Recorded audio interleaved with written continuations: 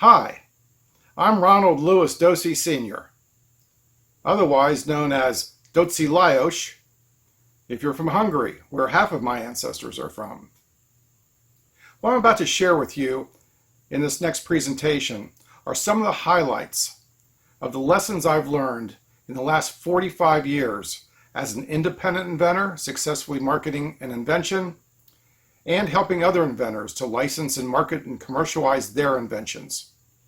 The takeaways, you might say, those things that a person might say, gosh, I wish I knew that before I started this. Those kinds of things. And there's quite a few of them because there's a lot of misinformation out there, a lot of information not being shared these days with inventors that is extremely crucial and important to understand before you get involved in the process so that you can anticipate the unique needs of an inventor. This all started for me right around 1976.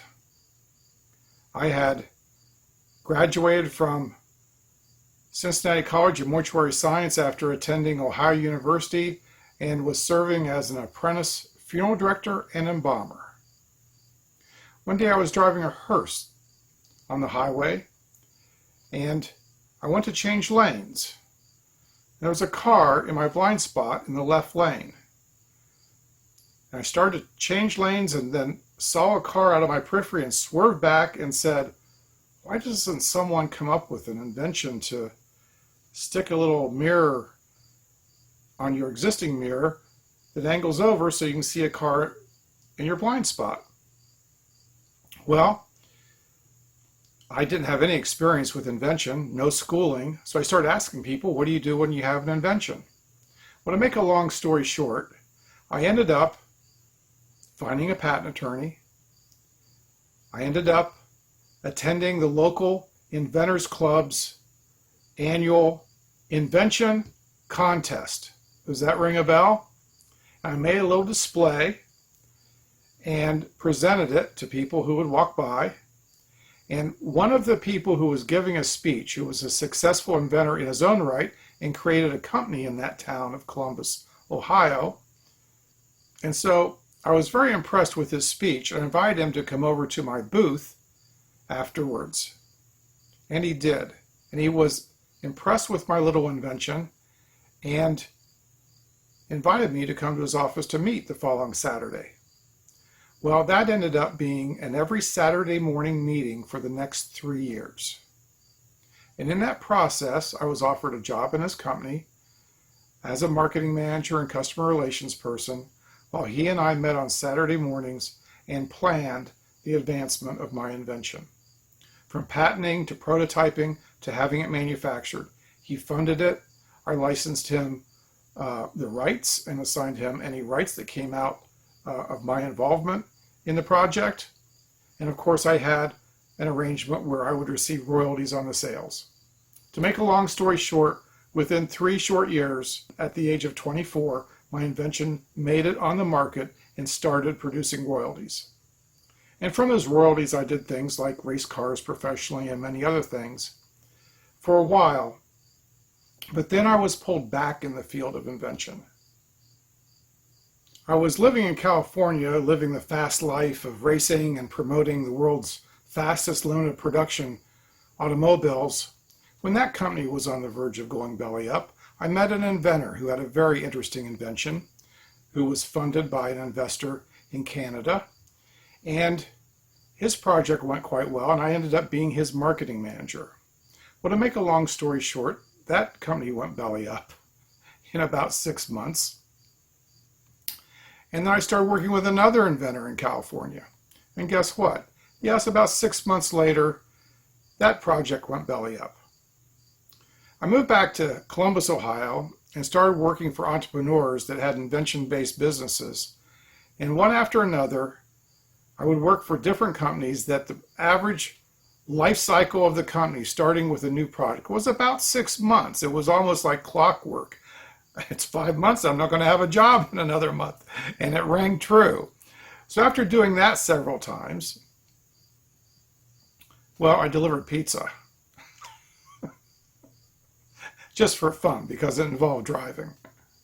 And drove taxi cabs. That was fun also. And sold real estate.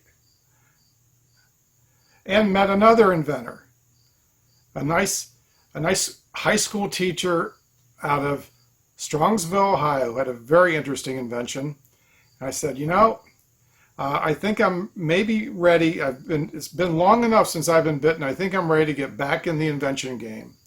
And offered, starting at $10 an hour, to help him get his invention on the market. Well, that was successful. We actually ended up licensing it to a company in Los Angeles. And then I started attending local inventors groups and met people and then helped other people with their invention. And then to make another long story short, within about a 15-year period, I moved my hourly rate from $10 an hour to $200 an hour, helping inventors to get their inventions on the market and cut many deals for inventions, over 100 deals, licenses, raising money, hundreds of thousands of dollars, and things like that. My invention went on to sell over 40 million units. In fact, it's still on the market today after 45 years, although I was able to milk that invention for about 30 years, receiving royalties well past the patent. And as a matter of fact, I never received a patent on that invention. My investor had an engineer in the company who designed an improvement to my invention. My patent was eventually rejected after appeals and a whole bunch of other mess. But that patent that was issued by the engineer for the improvement withstood the patent process, and that was finally issued. And ultimately, I received an assignment of that patent back to me and took over the royalties and the whole operation from my original investor with his blessings. You know, that whole story and others of my experiences in the field of invention are written about in a book that I wrote called The Inventor's Bible, How to Market and License Your Brilliant Ideas, which is now being marketed under Penguin Random House. And so you can get that in Barnes & Noble and Amazon all over. And there'll be references on your screen of a screenshot to that book. And it gives an overview of the process of bringing your invention from idea to marketplace, particularly through licensing. So let me talk to you just for a few moments about licensing and what that's about, because sometimes if this were an in-person speech that I was giving, I would take questions and get feedback from the audience. And of course, we can't do that here. So I will offer that if anyone has questions about this presentation or wants to reach me afterwards, you can just look me up on the internet. If you put in my name and inventor, I'll be all over the place with my contact information. You know, if you want to live in a house, you may have a choice of buying that house or renting it, right? Or apartment or whatever. So if you buy it, you receive a deed to that house and you pay for it and you own it and you're responsible for it and so forth. With inventions, it's much the same contextually. So when you have a patent and you want to sell the patent, they don't say selling it, they call it assigning your patent rights. And it's just like selling a house. And your patent, and the description of your patent is like your deed. You know, a deed for a house tells you the net and bounds of where your property lines are. With a patent, it tells you what you're claiming your invention does that you can exclude others from doing without your permission. And there's a limited amount of time on a patent, and it's going to be, let's just say, active for as long as you're paying your maintenance fees along the way and so forth. And it's not necessarily a guaranteed right of sorts. I'm going to talk about that later. But getting back to this scenario, so you assign your patent rights, that's like selling it. And then in that case, another person owns it, and you take whatever money or whatever it is for that. End of story. Now, if you want to give someone else the rights to make, use, or sell your invention, but you want to retain ownership of the patent rights, just like you'd be renting a house, only in this case it's like renting the rights to make, use, or sell your invention, then in the field of invention, instead of calling it renting your patent, they call it licensing it. A license is like a lease, almost analogous to a lease. So instead of, just like you'd lease your house for payments and whatever is written in the lease, you would, instead of saying you would lease your patent, you would say, I'm licensing my patent. So it's an arrangement that's made between individuals. Licenses are not like a driver's license that the federal government issues, or a pilot's license, or other things that have another regulatory body. I mean, certainly there are laws that would apply to licenses, laws such as antitrust laws and federal laws and things like that, that would apply to it. But you get to decide what deal you're making with someone. You could license it to someone exclusively, so they have the exclusive rights, and you're not going to license it to anybody else. You could do it for a flat fee, for a monthly fee. You could do it for how many, receive a payment for each item you sell. You could receive a payment for the percentage of sales. I mean, look, I've been involved in so many different creative and interesting deals involving licensing and transferring the rights of not just patents, but also trademarks, trade secrets, copyright, know-how. So it becomes pretty complex. And of course, I utilize patent professionals to help me with the legalese and to advise me regarding anything concerning patents, law, and so forth. I'm not an attorney and never have been, and I don't give legal advice, and nothing that I'm saying here in my book or anywhere else is meant to be legal advice or patenting advice. However, an important distinction here to understand is that patents are one of those things that, in order to utilize them, requires usually a business transaction. And in that business transaction, when you're deciding how much are the royalties going to be, if there's an exclusive rights, what should the minimum performance standards be in order for those people to maintain exclusivity, your licensee to maintain exclusivity. If I'm licensing to somebody, I'm the licensor and they're the licensee.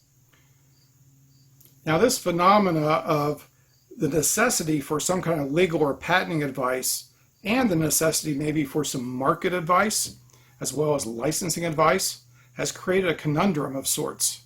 Because there aren't a lot of agents out there, or brokers, that serve inventors that are qualified and legitimate and honest for serving inventors. In fact, it's estimated that there's about a $1 billion per year industry of companies that primarily allegedly rip inventors off. And it's interesting, most inventors think, well, they're fearful of their invention being stolen, and they're fearful of being ripped off in that regard.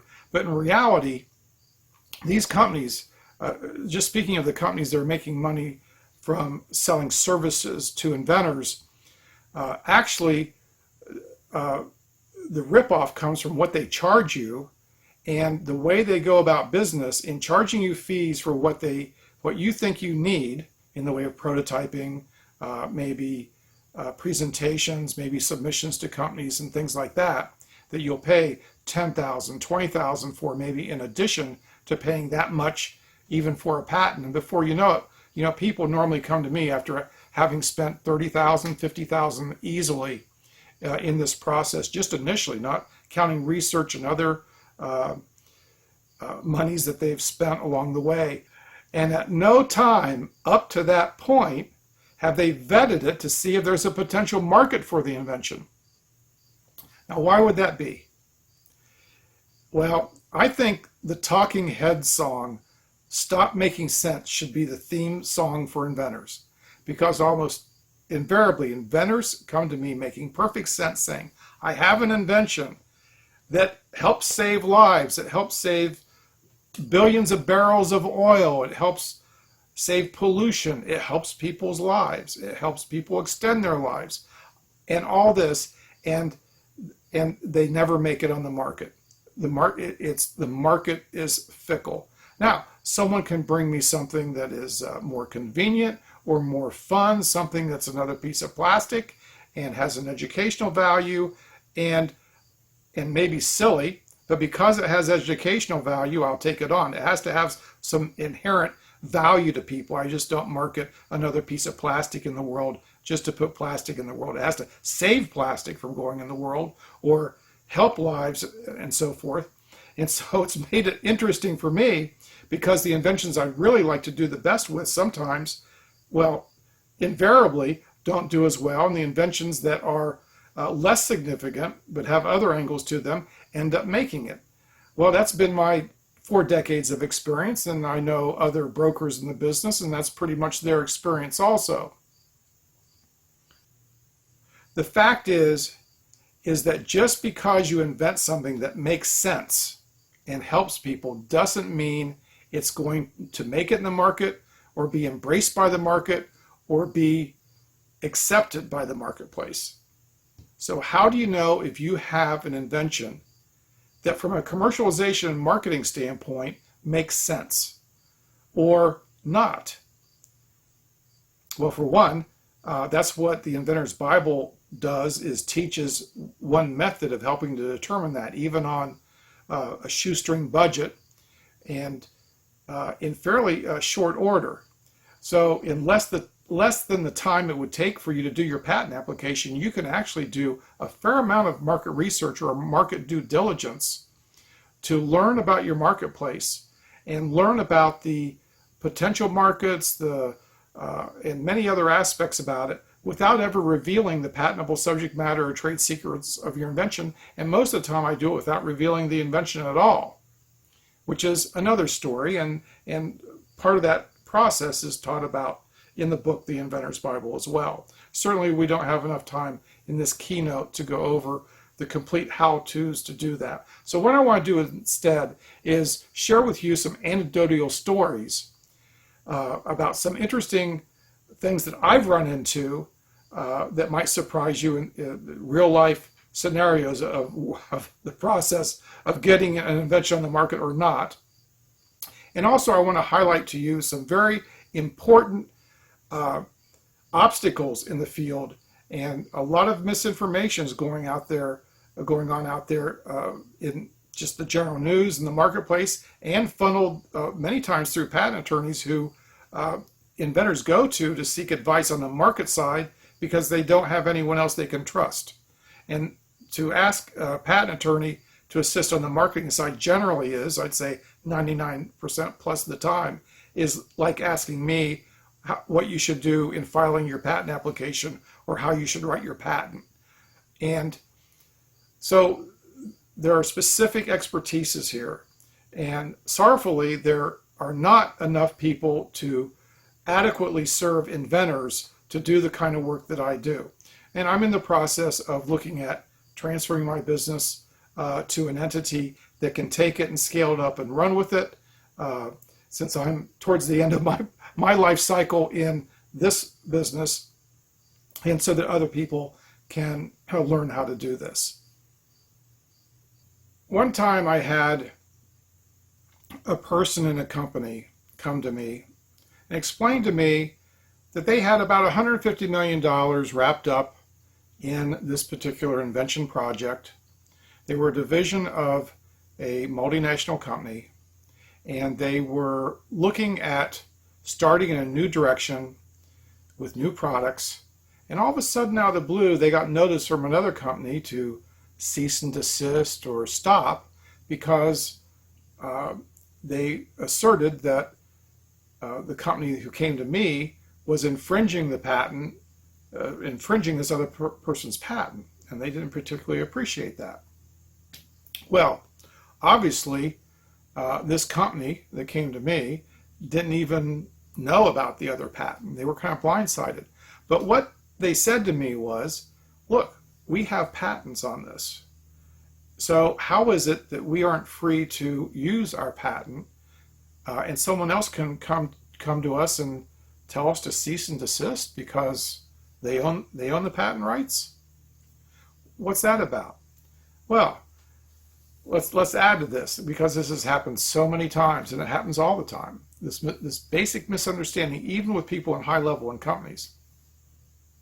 Another company I was working with had like 27 investors. They had raised, I think, $1.5 million or something like that. They had a project going. They had taken it to trade shows, and at the trade show there was another larger company that had something kind of similar, that some people made reference to people infringing in the marketplace the patent of this big company.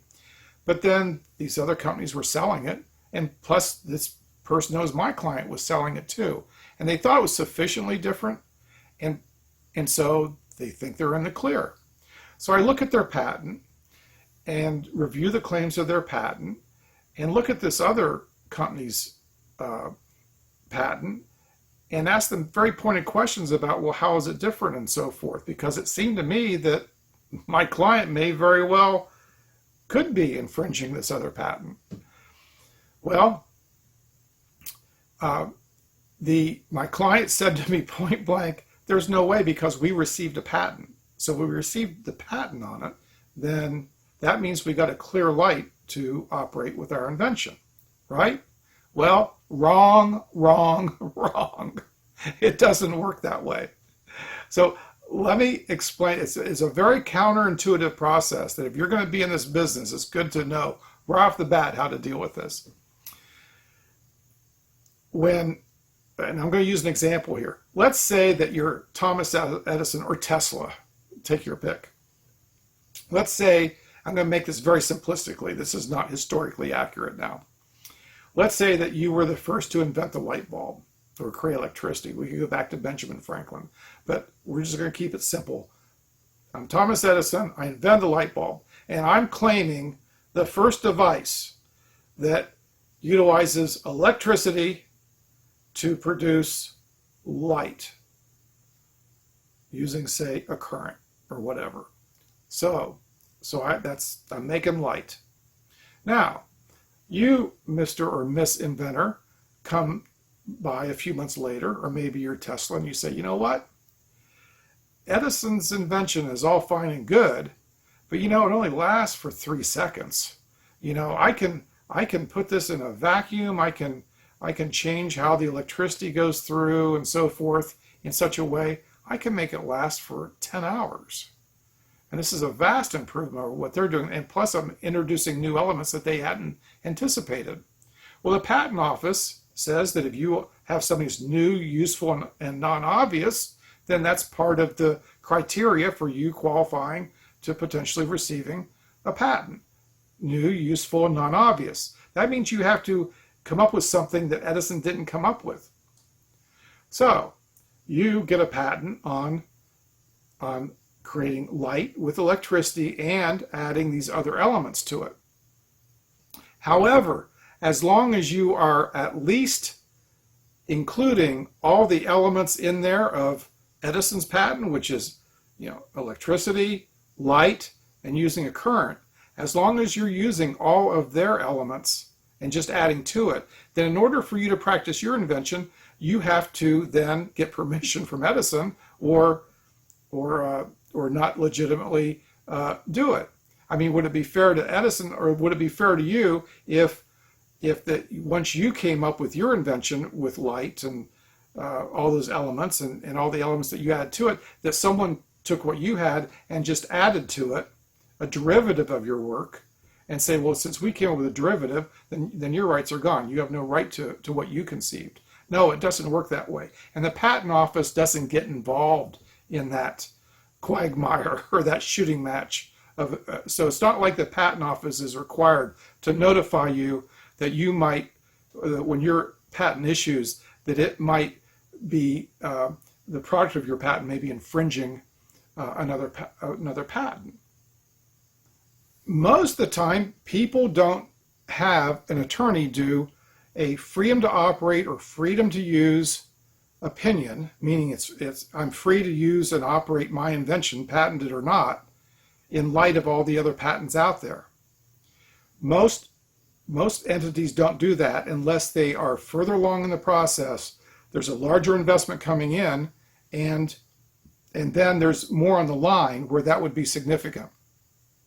Plus, they're waiting to see if maybe there's other iterations of the patent that they develop that might then steer around if it's a moving target and you have continuous embellishments and changes and advancement in your invention, then why do that search before you know what it is you need to search for?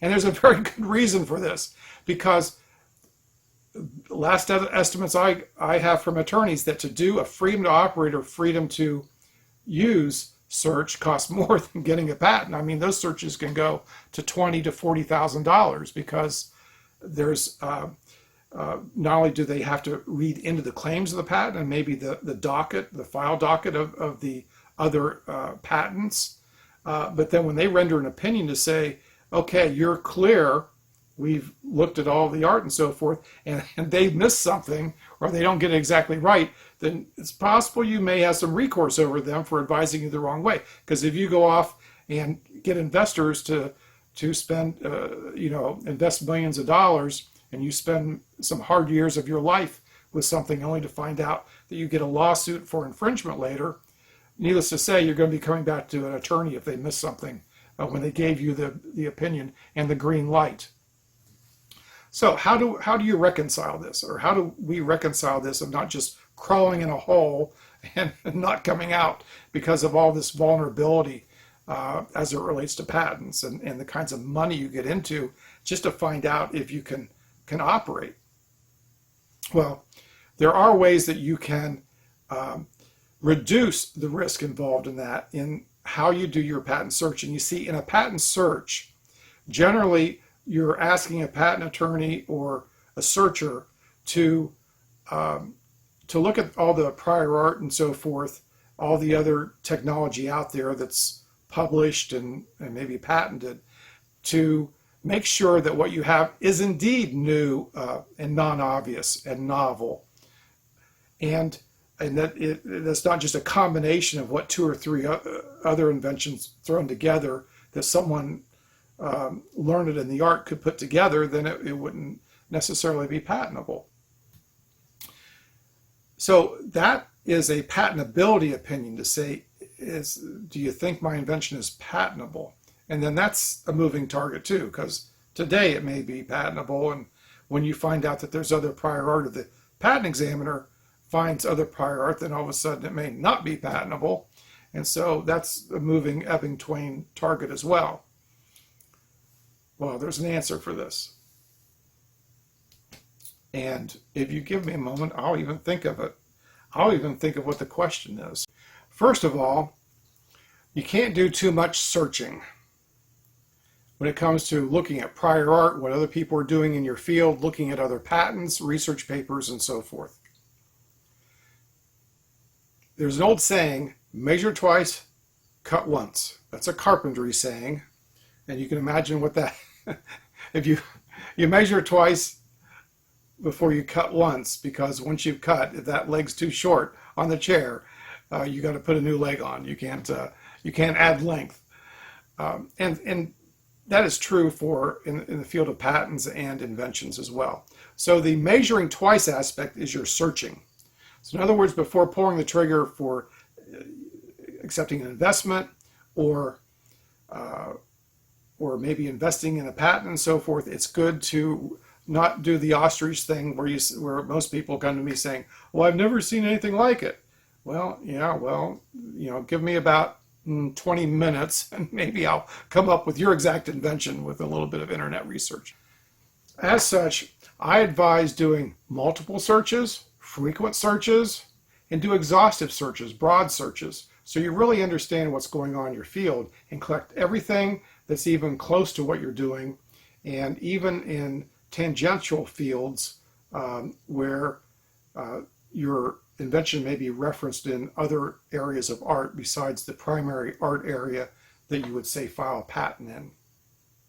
Now, what do you do with those results? Well, when you have a patentability search, or you have a more broad field search or state of art search done, then you can have an attorney review that material and look at it by putting the lens of freedom to operate on it. So that instead of looking at it from a standpoint of patentability, they're doing a cursory look at it in case there's something that really stands out. Let me give you an example where that where that process holds true. This person I talked about that invested with 27 investors and 1.5 million had invested, and they thought that they didn't think they were infringing, but the reason that they didn't think so is because no one said anything to them. When I went out representing them, when I went in the field to talk to the different manufacturers and do some research, it turns out that the reason they didn't know about it is because two of the companies that they had seen at the trade show had settled out of court with the company holding the patent to pay them royalties, and they didn't share that with anybody. It wasn't public knowledge. It was an agreement between the two companies. They had no obligation to share that with anyone, and quite frankly, it was no one's business. It was confidential. So the company that I found for them that was interested in licensing their invention, that's why they hired me, because they wanted to license their invention out at that point. They informed me that they were in discussions with the company also, because they had something close enough and their attorneys were on it, and they assured me that they had that under control and they could apply the same for my client's invention. Well, so I'm looking at I looked at the patentability opinion by the bigwig law firm that they paid a lot of money to because there were so many investors involved in giving an opinion of patentability. And one of the statements in their opinion of patentability was, in light of the fact that we think that your invention is patentable because you've added these all these items to what's in the market, and even though this one particular patent that we found, even though your invention contains all the elements claimed in that patent, we think yours is patentable because you're adding elements. Well, hold it. Doesn't that kind of sound familiar, like with the Edison scenario, that even though you have all the elements in there? Well, I went back to the patent attorney and said, now, based on that opinion, based on what we know in the market of what they're doing, wouldn't you say, just based on the evidence that you have in your patentability opinion letter, that it would be obvious that there's a good chance that this mutual client of ours is infringing this patent you make reference to, that they can include all the elements in? And their answer was, it appears that way. So then the next question was, if it appears that way, then why didn't you advise them then at that time that they possibly had a freedom to operate or freedom to use issue? Guess what the answer was? And I've heard this more than once. The answer was, we were paid to do a patentability opinion. We were not paid to do a freedom to operate or freedom to use opinion. And yet all the information was there for them to do so if they were asked, or if they had enough gumption to think about that as they were writing their opinion. This miscommunication is just a small example of miscommunication between patent attorneys and their clients that is epidemic in the industry.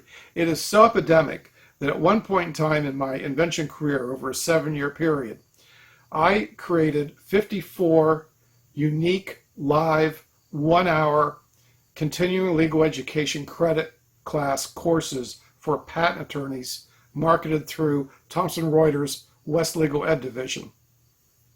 It was the second most popular course there and the highest repeat course of all courses. And I always had a patent attorney with me on the program, kind of like Ed McMahon was to Johnny Carson. Every now and then I'd ask him a question and wake them up. And I would do this remotely with the slides that I gave them that they would be seeing online, where I'm seeing them online. And I'd even be sitting in a roadside rest somewhere doing a program to maybe 100 patent attorneys who paid $200 a pop to hear that particular program on communication and eventually ethics communication for patent attorneys, the ABA 1.4 communication rule, which is basically to say that a patent attorney is required to, they should be, or any attorney should do communication, that they communicate appropriately and that they understand their client's concerns. Well, guess what? When the clients come to me, that rule is not observed in a fair portion of cases. The conclusion there is when you have your patent attorney involved in a project, it's good to at least address the freedom to operate and freedom to use and maybe incorporate that in any searching that's done, or just throw out the notion or the question so it gets on the table, because normally it doesn't come up. You hear me using this phrase licensing, licensee, licensor a lot, right? Well, the reason that is because my experience is that when it comes to independent inventors and even small companies that have inventions that may not be in their field and they want to transfer it out of their company to someone else. So with independent inventors, my experience is the vast majority of independent inventors and I'll say young inventors who don't have the wherewithal yet or the experience and knowledge to start their own company and so forth, that the vast majority of cases, licensing is more appropriate because you remember I gave that example early on that the average life cycle of a new company starting out with a new invention was about 6 months. And the reason that is look at the variables. When you're starting a new company, the entrepreneur they're starting out as a new variable. If it's a new product, that's a variable. Getting funding is a variable. Manufacturing, if you can get that done the right way, is a variable. Getting a sales force, the proper sales force and the distribution is a variable. Getting your dealers or whatever to get on board and doing the merchandising is a variable. There are a lot of variables involved that if you don't do any one of those individual items I just mentioned right, that alone can bring down the whole operation because in a company they're all integral. All those things have to be working. The only thing that's dispensable is maybe R&D working on new projects or accounting, which can be outsourced and things like that. But as far as the key elements of the manufacturing of the product, what it takes to do that, the marketing and so forth, all these things I'm talking about, if any of those fail, then that may just be the end of your project within 6 months. How do you avoid that?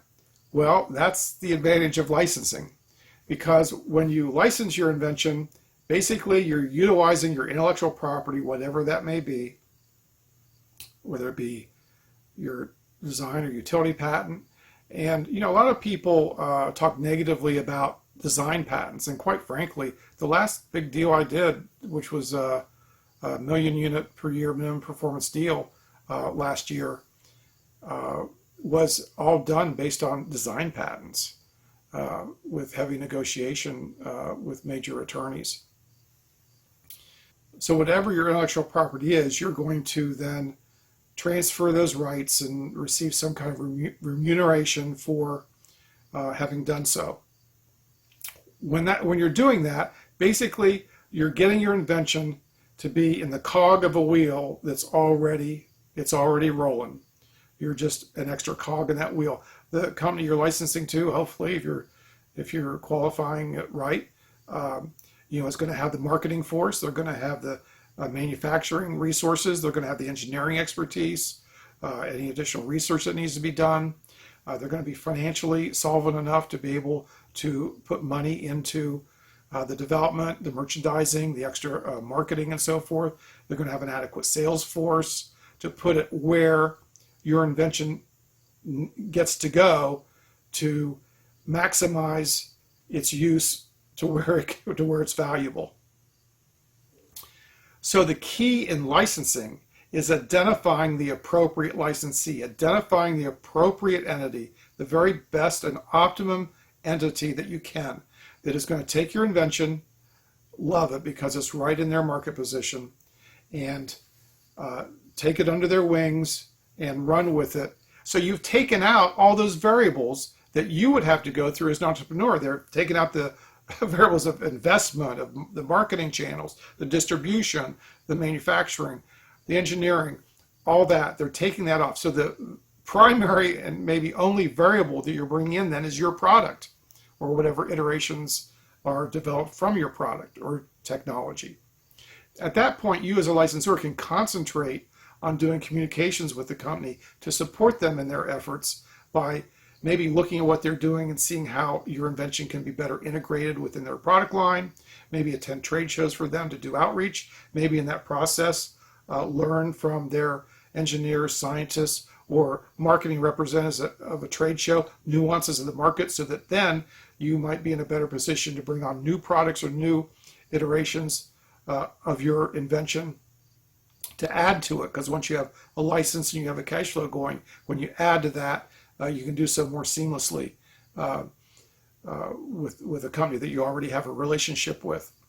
It's all about relationship, folks. You know, this is not about you go in the computer and based on the numbers, this is who I should go with. It invariably never works that way.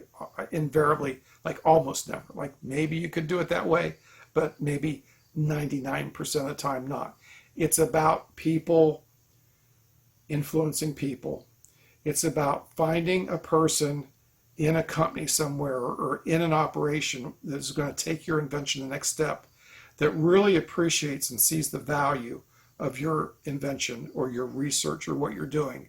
And they can really see where that can be utilized with other people. They're in the business of helping people just like you are along those exact lines. That's their market position. So when we talk about market positioning, it's all about the market position. It's all about positioning you and your invention with that entity where you have complementary goals and objectives that align with each other. That's when things start to rock and roll. And then you have a champion, you identify whoever it is that's an influencer in that company, hopefully in management, hopefully the owner or someone president or vice president level at least, that sees the value in what you have and is going to champion you from within. Sometimes I've actually had it be that engineers and marketing managers would champion from within if they're particularly larger companies. Once I actually had an attorney for Bosch, was my champion in Bosch. That was very unusual to have a patent attorney be my champion, but he was, and it worked. So when you read stuff in this area, or when people are writing books, they have a one-hit wonder. They have a way of figuring out how to do something. Say, here's the process. Go with the big companies. Go with the small companies. Go with what? Just throw that out the door. Those are people who don't have experience. Okay, there's so many different ways of doing this. You basically have to look at each situation and customize it for your needs. So that means identifying the market position of the companies, identifying who is aligned with your objectives, and talking to them. You only use email or written correspondence as is necessary to get appointment times to talk, or Zoom, even if it's remote and Zoom, and to have times to have meetings if we ever have in-person meetings again, and so forth. That's where it happens. It's very unusual to get even past midway in this process without having substantive personal contact, where it's not just the factual aspect of what it is that you're bringing to the table, but it's about people understanding that their hearts are meshing, that those goals and objectives are coming from a space that both people care about the same thing. You know, there's an old saying that people don't care how much you know until they know how much you care. And even though I borrow that from the field of personal growth and personal development and emotional intelligence, it also holds true in getting really good relationships going in business as well. The best ones I've had, I know how many kids the people have. You know, I know about their hobbies, where they vacation. You know, one of my licensees are fly fishermen. Are they pilots? Are they whatever? People like to know each other, and you get to appreciate the good, you know, the good aspects of the people that. When they're in their best behavior, at least, and learn that there's commonality of people, and that we're all humans. We enjoy having, you know, time to ourselves and recreational time, and people like to share that. You know, sometimes I'm in meetings, and I'll be in meetings with presidents of companies. I've done deals with, you know, from General Motors right on down, and you know, it's not uncommon to actually have a CEO or president of a major company have more time to chat with me about all kinds of things that have nothing to do with the invention, because they enjoy chatting. You know, it's kind of like they don't get on the golf course like they would anymore, and they enjoy chatting about a perfect stranger that comes in that's maybe first or second time talking about, you know, the attributes of a certain invention or an inventor that I'm representing. It never ceases to amaze me the amount of time that very significant influencers in industry will spend with you if you give it a chance. That doesn't happen via email. Now, email's great and everything else. When I started the business, it was before email, before cell phones and so forth. And I do business the same way I do then, but I also incorporate, though, technology, which is great. So, I'm sending stuff, I'm getting real time, I'm sending stuff to people via the internet, I'm getting things via email, I'm setting up Zoom calls, I'm doing this. I'm utilizing technology, but I'm piggybacking on that, this old art of people like uniting with people, to getting to that point and appreciating it. It's extremely important to stay focused on that human element. I want to thank you for listening to this presentation today, and I hope you received great value from it. I wish you all the luck in your endeavors and your tremendous journey you are partaking in the field of invention and innovation. Normally, there would be a question and answer session. I'd be available to speak with people after this session, but since this is not live, and instead what I'll offer to you is a contact page will follow this, and you can simply Google my name and inventor, and I'll be your first 50 hits or so. And I invite you to contact me if you have questions afterwards, and I'd be happy to help in any way that I can in your endeavors to potentially commercialize and license, or just have a strategy around your invention project. Thank you so much, and great luck to you.